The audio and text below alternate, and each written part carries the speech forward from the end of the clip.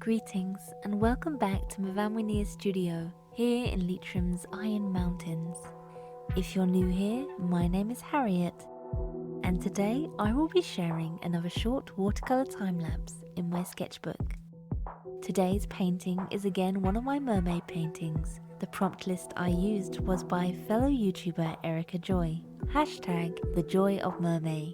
This footage was from day 15 and the prompt was Octopus. Octopuses are ocean creatures that are most famous for having 8 legs. These 8 long limbs are called tentacles that have 2 rows of sucker senses that protrude from their bulbous heads.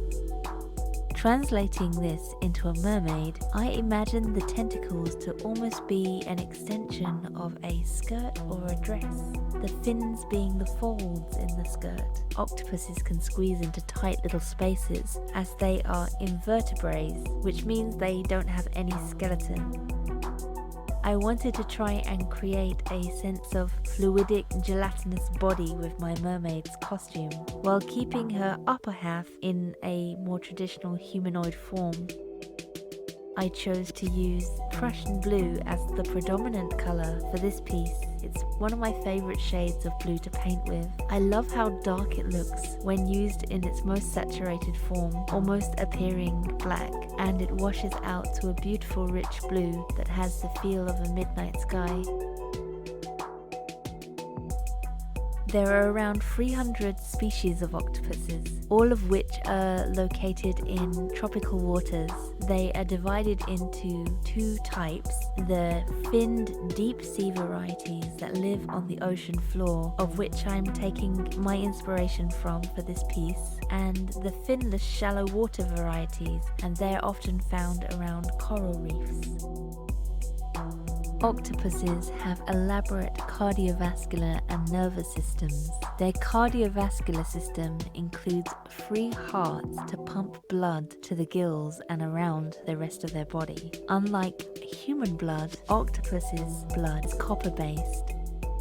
They have 9 brains, a central brain in their head which controls their nervous system, and in addition there is a small brain in each of their legs as the neurons extend into their tentacles.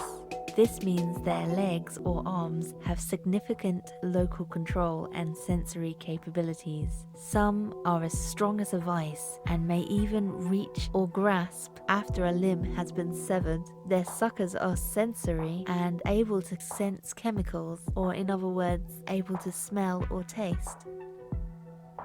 Octopuses are quite intelligent creatures and have been observed using tools and exhibiting foresight by retaining complex memories. They are able to navigate through mazes and solve puzzles, and even remember visual cues such as identifying the difference between 2 human individuals. Most octopus species only live between 1 and 2 years.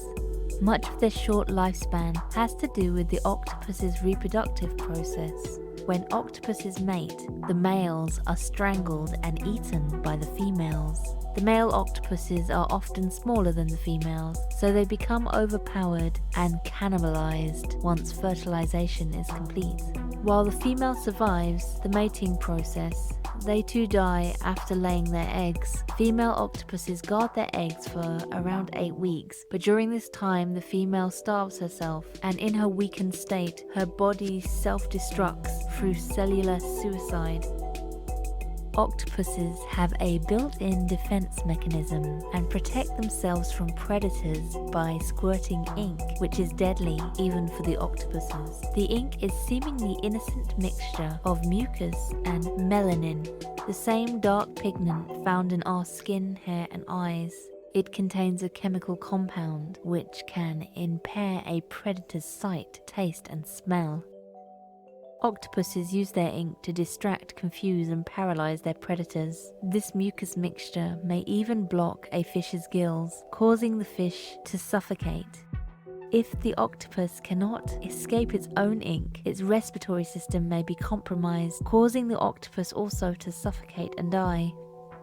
I reference the ink by framing my mermaid's hair in a swirling pool of decorative patterned ink with a droplet design. Octopuses are masters of mimicry and camouflage. This shape-shifting creature of the deep can trigger cells beneath the surface of their skin to change color. The cells contain sacs of pigment which can turn different shades within milliseconds.